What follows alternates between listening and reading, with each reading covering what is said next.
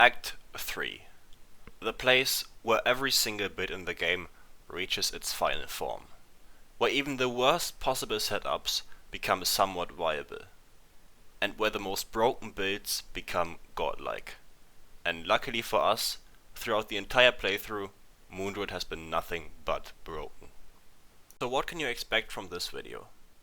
Well, first of all, the obvious. Damage. Lots and lots of damage. But Moondruid is different than other high damaging classes. It still can deal around 1000 damage per turn, that's not my point, no. Unlike other high damaging builds, Moondruid isn't bound to a single way of dealing damage. Other builds often run into the issue that some fights hard counter their setup, so they become way less efficient or cannot even do those fights because their damage is so heavily nerfed. Moondruid is incredibly flexible, and that's the exact reason why I think it's top 3 classes in the game. It doesn't deal the absolute most damage, but it still deals enough to one-turn every single boss in the game.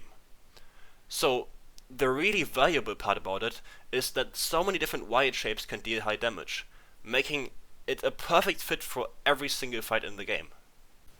So for this video, I have handpicked 5 fights from the Act 3 playthrough, to not just show you that flexibility that is so incredibly valuable, but also to show you what might be still the best wild shape.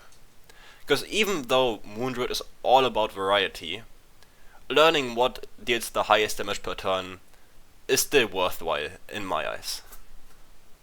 As per usual, all of that is going to be wrapped up in a somewhat educational context that is mostly going to focus on, of course, all the damage calculations, but if you don't like that, I'm also going to give you a bunch of helpful tips for the spells I'm going to use, and of course, how to play the wild shapes, which is probably the main takeaway you're going to get from this video. So with all that said, I'm not going to bore you any longer, let's get into the fights. Of course, the first thing you do in Act 3 is get to level 12 from all the dialogue, and those 2 levels are going to be invested into Action Search from Fighter, giving us 3 more attacks. But we don't just get level, we also get a bunch of items, which you do not need to keep track of right now. Whenever they become important, I will mention them. I'm just showing them here for those who already know what they do. And if you're still curious about the items I use, the day after this video uploads, I'm going to release a build guide, so you don't have to wait long to get all the information you want.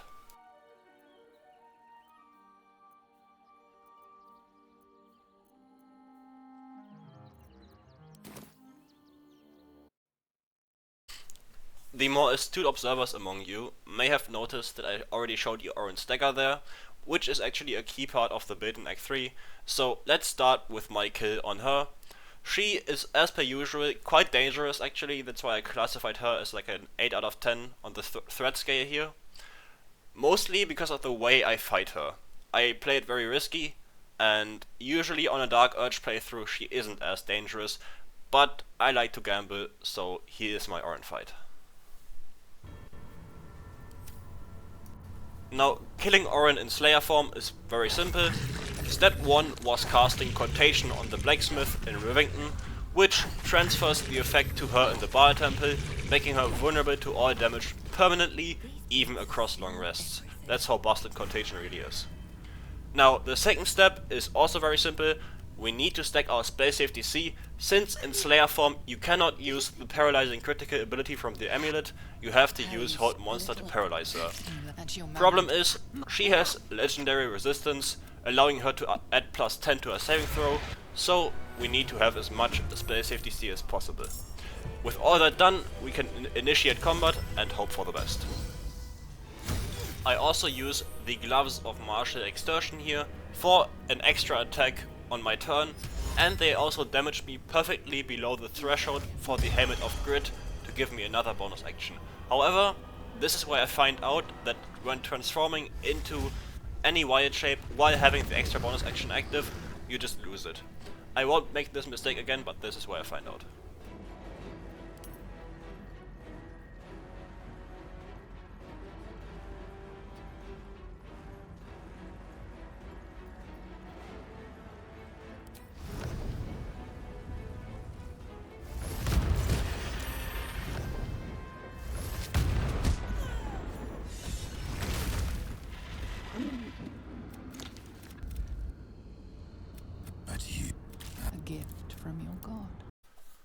So we can take away a few things from that fight. First of all, Contagion is broken and needs to be nerfed. Double the damage from every single source is insane.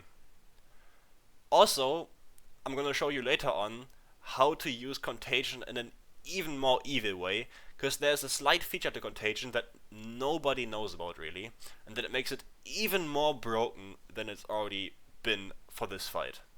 Secondly, if the old monster didn't land, I would most certainly be dead there, or at least close to it, because it was roughly a 50-50 if it would land, and I do not have much HP below the Myrmidon form. And lastly, speaking of the Myrmidon, of course, this is our first contender for the highest damaging Wildshape. There are two others that I have in mind that I will show you in this video, and I'm gonna show, as I said in the intro, different fights that show them in the best light possible to decide which one does the most amount of damage. Now, there will be a damage breakdown for the Earth Myrmidon, but I'm gonna do that after another fight where I show him in action, just so you have more reference points. Next up is Sarevok Anchev, and he is usually quite scary, but with the build we're going for, he is going to be paralyzed immediately, meaning he's more of a punching bag than anything. And the perfect Wildshape for the job is the Sabre-tooth tiger. Since the main danger in this fight is going to come from the ghosts and not Sarevok himself, we don't want a thunder damage dealing Wildshape, since the ghosts are resistant to that. Instead, we're going for the tiger, which deals pure piercing damage, bypassing the ghost's resistance to non-magic piercing damage because of Primal Strike. And it also is very easy to apply piercing vulnerability, since we have Orin's dagger, which does apply it on hit. So the game plan here is to initiate combat, use the dagger to not only apply the vulnerability, but also trigger the paralyzing critical, and then just go to town on Sarevok with the Sabre-tooth tiger. Quick side note, after getting killed for rejecting your father, the god of murder, then being brought back to life after also having killed your rival, which is also an offspring of the god of murder, you get brought back to life by the scribe of death himself, then you're confronted with all of that by a century-old mass murderer, and this is the pose you're hitting after all of that? Really? This is the pose I assume if I did like a slight oopsie. What is this posture? Okay, maybe I'm overanalyzing this, but this is not how I would stand if all that happened to me. Deep within, in your divine essence, we have both failed Baal. Let us die again, this time by each other's hands in his holy sight. Each breath you take is an insult to him.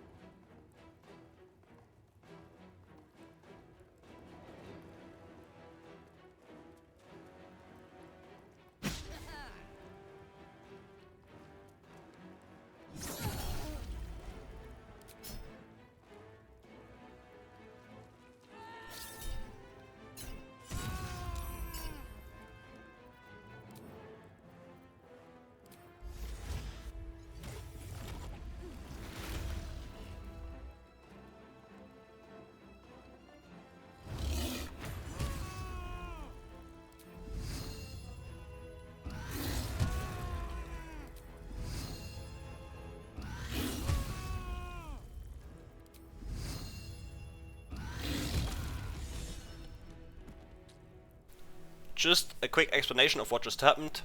The bite of the Sabre-tooth tiger has a fixed DC 14 strength saving throw to knock enemies prone.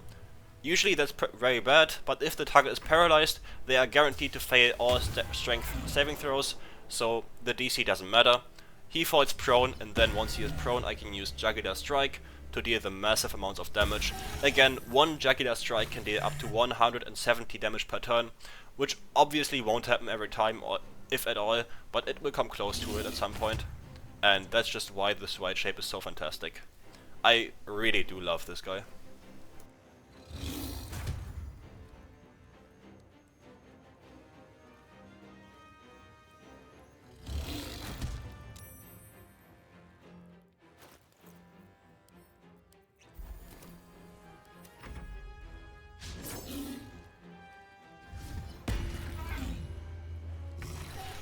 Dealing with the ghost is really no issue at this point.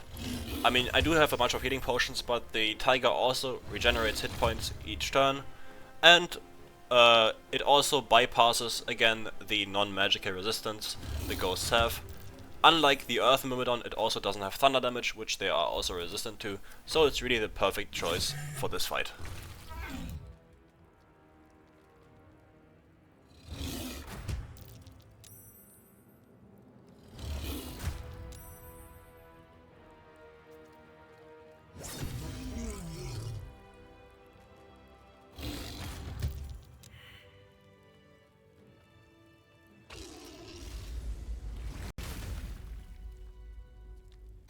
Now onto our next fight, which is actually a bit annoying. I originally wanted this fight to be Dame Aelin, because I think it's a very cool fight and also one of the hardest fights in the game, but for some reason she just didn't show up at my camp after I defeated Merkul, even though I actually saved her this time. So I had to improvise and just do Lorroakan, which is way less cool in my opinion.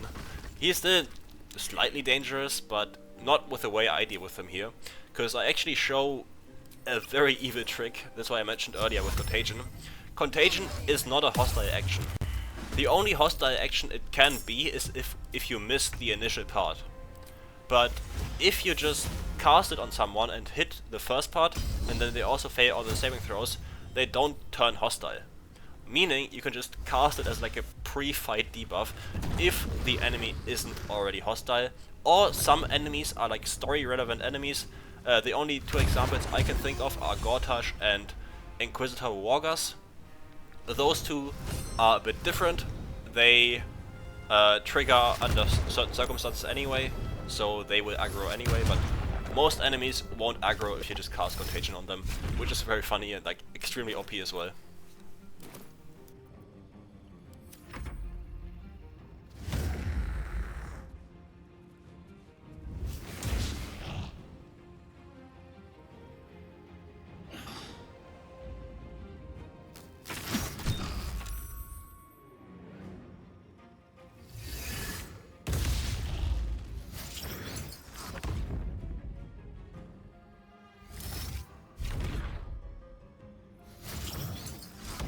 Now, the Earth Myrmidon is very nice for just having normal brawl fights without much preparation or thought into them. This is very apparent here, where I just, I'm extremely tanky while in this form. I have a bunch of HP and I have a decent amount of AC as well. So, not only am I tanky, but I also deal very solid damage every time.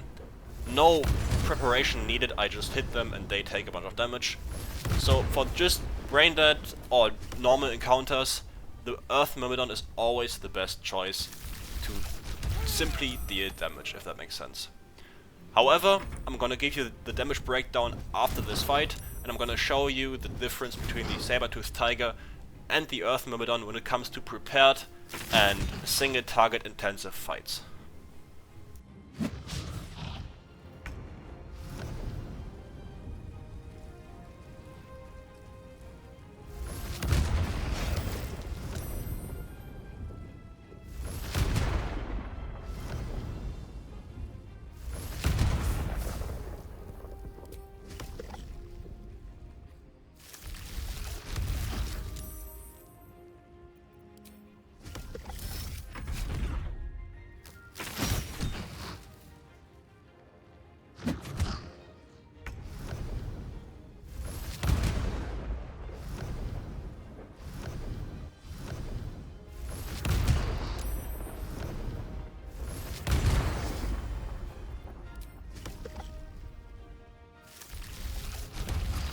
Honestly, going into this fight, I was kinda hoping for like an epic Earth Myrmidon duel, but this guy is so weak. Like, he doesn't even do the proper attack I do.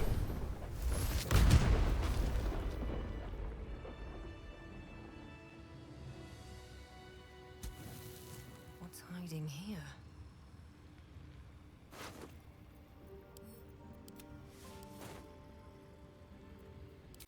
Let's start with the Earth Myrmidon. We deal 3d10 plus 8 thunder damage, because 8 plus 8 comes from Tavern Brawler, and then 5 plus 8 plus 8 bludgeoning damage, meaning the bludgeoning damage will always be 21. Then, if we happen to crit, we can add another 3d10 to that, so our total is somewhere in between of 35 and 89. That is the usual case if we have someone paralyzed and we hit them with Earth Myrmidon. However, if the target also happens to be vulnerable, we can double that damage, which then turns into 70 up to 178 damage, which is quite a lot.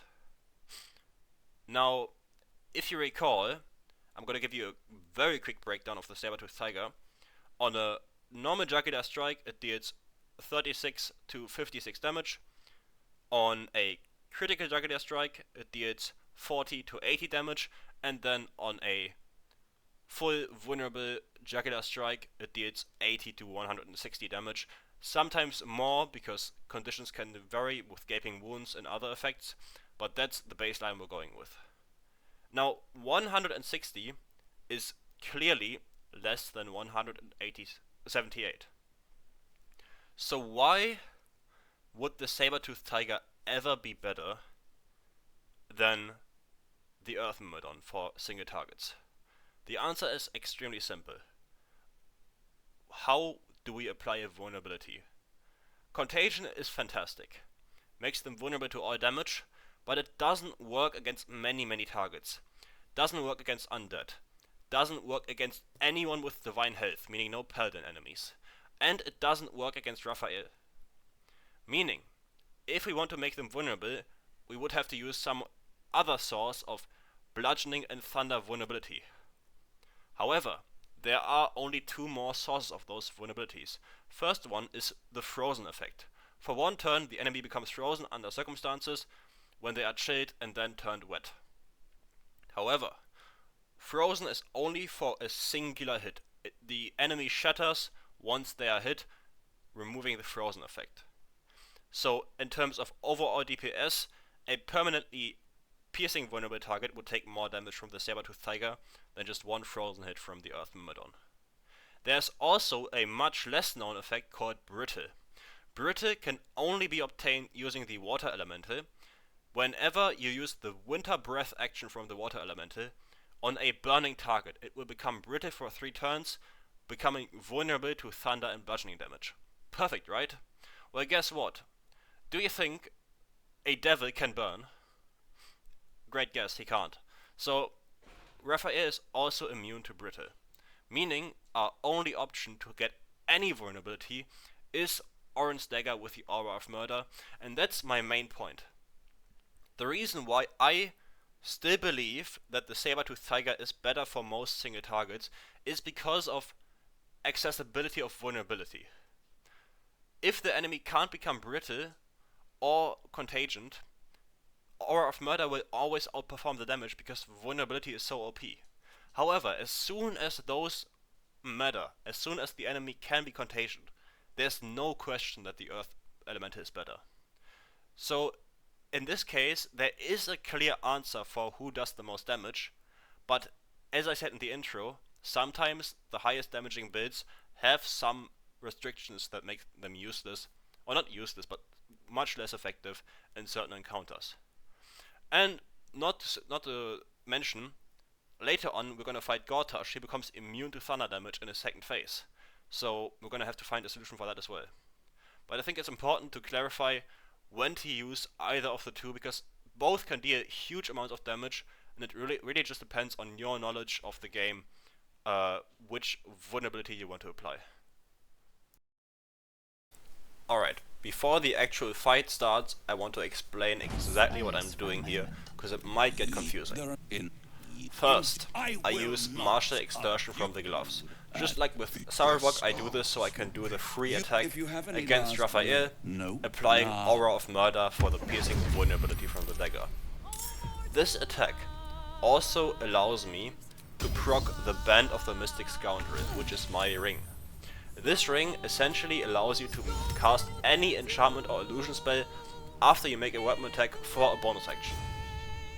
Now luckily, we have two bonus actions. Reason being, the martial extortion damage dropped us below 50% HP, which is the threshold for the Helmet of Grit to proc to give us an extra bonus action.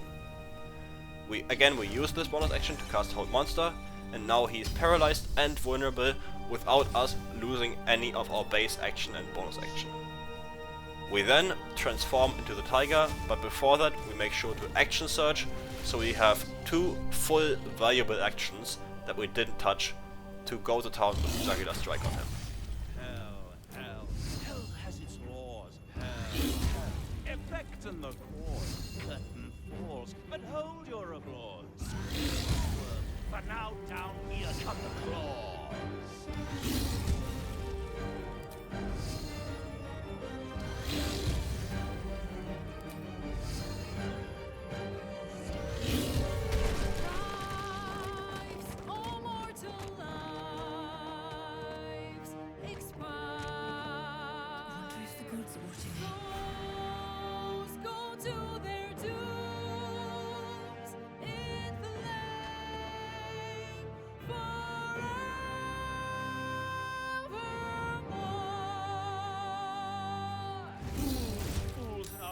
You have fought, brave, but it's all been for naught. True souls that couldn't be caught, doomed, detected, and caught.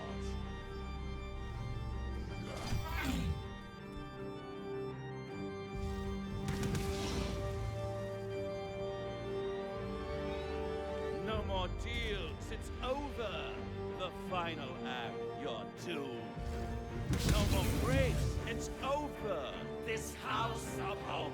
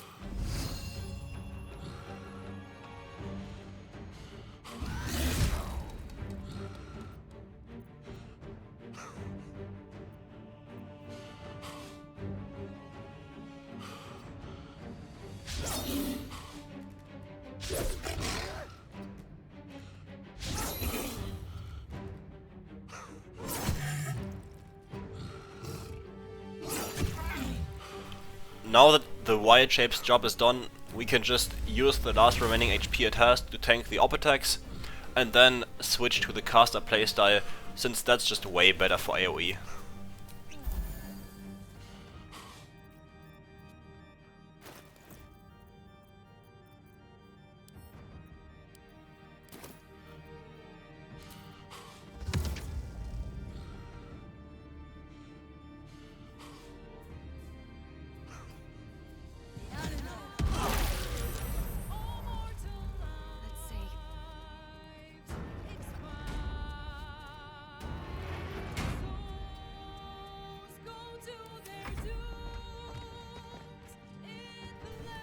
Little fun fact for you here.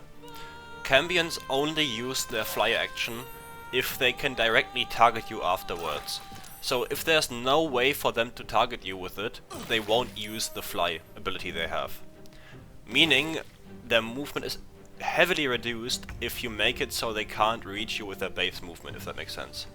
So as long as you keep them just out of distance, they will never use their more efficient way of moving around.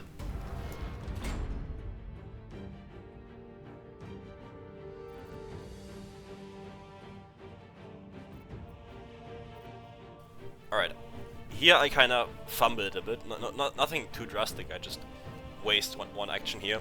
My initial idea was to silence them so they have to walk towards me and not just shoot their rays of fire. And you can easily silence all of them by using the Brilliant Retort, which is the grenade you get from Barkus for freeing Wilburn in Act 2. And I do that, but then my first idea was to use Spike Growth, because Spike Growth would have them walk through like a very damaging surface, obviously. But then I just decided that Insect Plague is probably gonna do more, so I just go with that. Just to explain the very questionable turn I do here.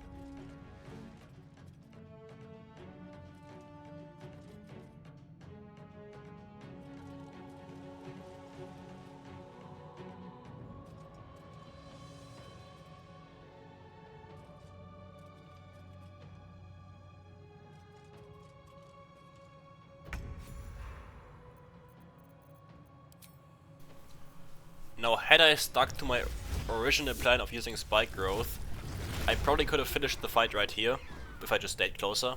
But now I have to hit the Owlbear waiting pose.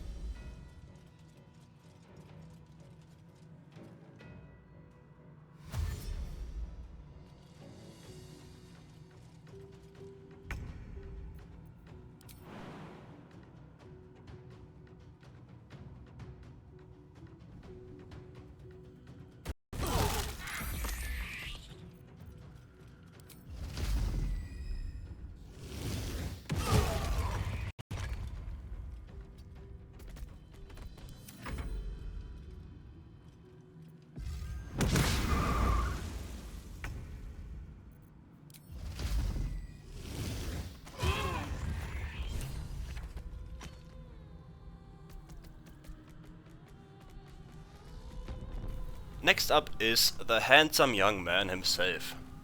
And I often get comments under my videos saying stuff like, man, when I try these builds, they don't work as well, or I don't know what to do sometimes. And I get that. Sometimes I don't explain stuff good enough. So for this fight with Gortash, I am going to give you the perfect tutorial. I'm gonna give you a way that is not only extremely powerful, but also very resource efficient, easy to do, and just the perfect all-around way to deal with him. I've actually worked together with a team of scientists to figure out the strategy, so there's truly no way it could be bad. So bear with me here, because this is peak Baldur's Gate gameplay. Alright, so first thing you want to do is you want to go to his throne room, and while Greater Invest you want to cast Contagion on him. This is very easy to do. Then the next step is you want to blow up his foundry. I forgot to record this, but just imagine myself doing it. The third step is to cast another disease on him. Again, super easy to do. He is now in his upper throne room, so you keep that in mind. Then step number 4 is to actually go blow up his shell generator with a lightning spell. Step number 5 is another contagion. Step number 6 is another disease. Step number 7 is another disease.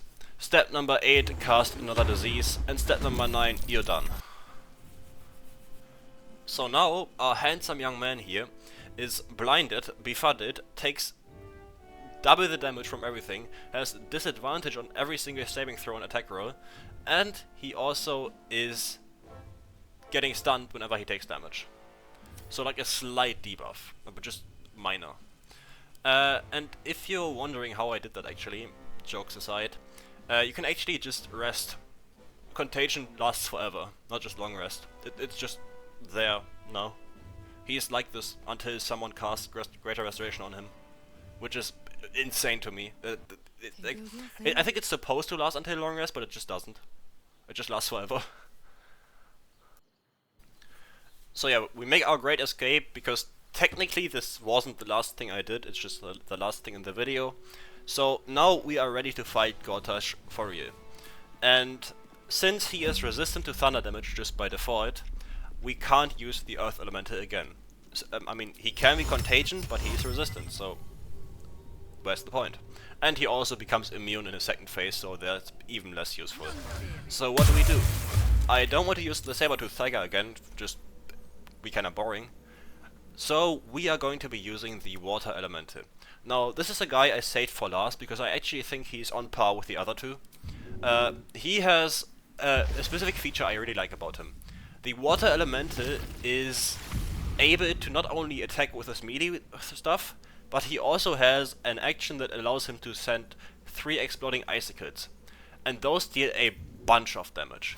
So whenever you have a haste action available, which you can't even use for extra attack, the Water Elemental is very nice. Now he doesn't deal as much melee damage as the other two, but if you're just worried about action economy, he is probably your best choice. So I saved him for last to make a good impression on all of you.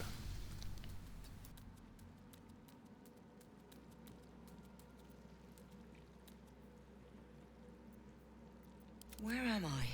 Alright, the opening for this fight is a bit scuffed, but our main goal right now is to transform Gortash into a second phase before we go into Myrmidon form. Reason being is because we have to use Paralyzing Critical on him, since Hold Monster just won't hit at all. He has legendary resistance, and there's no viable reason why it should hit.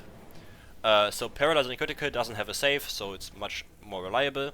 And we're gonna use that on him, but we can't go into Myrmidon form, otherwise we lose the Executioner effect, which we need for the guaranteed paralysis. So for right now we just have to deal with this one guy who isn't paralyzed, and then we have to focus on Gortash to bring him to that threshold we need him at.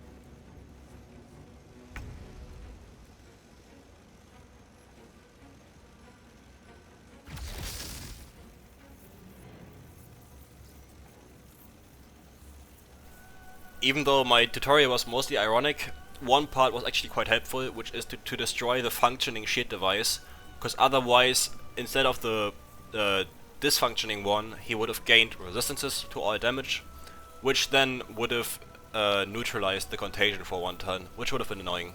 So whenever you fight him, make sure to actually destroy that device with a lightning spell. That's the only thing you should take away from that tutorial.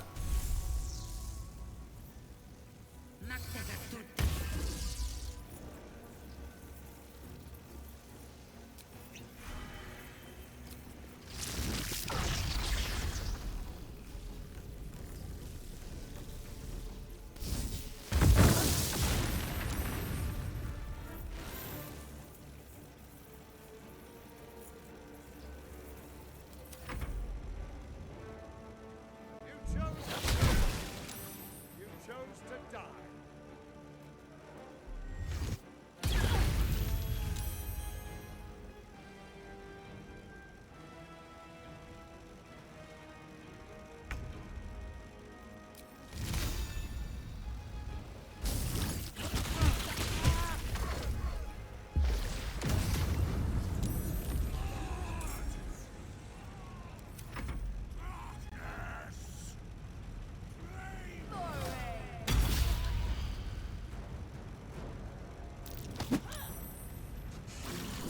Alright, now he's exactly where we want him. We want him in phase 2, since now we can just use Paralyzing Critica on him, and then we can go into Myrmidon form and actually start this fight.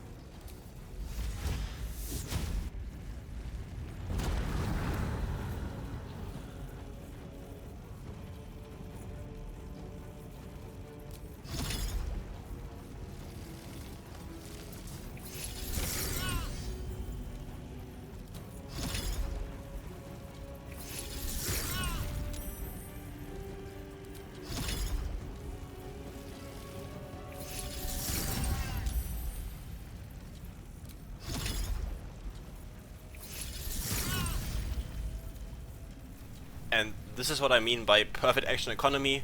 This guy can switch up between spellcasting and melee, which makes even the haste actions more valuable with him, but then as a trade-off his attacks are slightly weaker. Or actually not just slightly, I think his cap is somewhere around 120 damage, which is quite a huge difference between this guy and the Sabre-tooth Tiger and the Earth Myrmidon.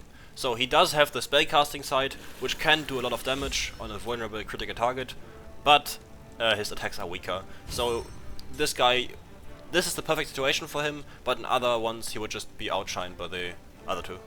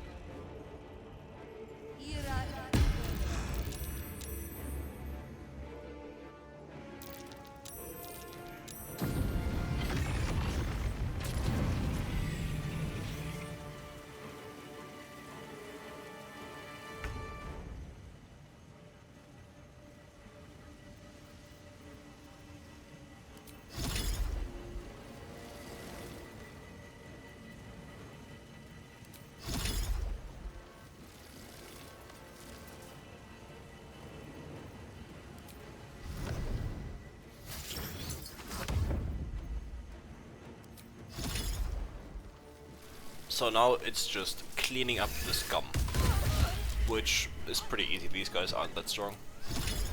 And I guess I should address the probably question some of you may have, at least those of you who still watch at this point in the video, which is, why isn't this video 2 hours long?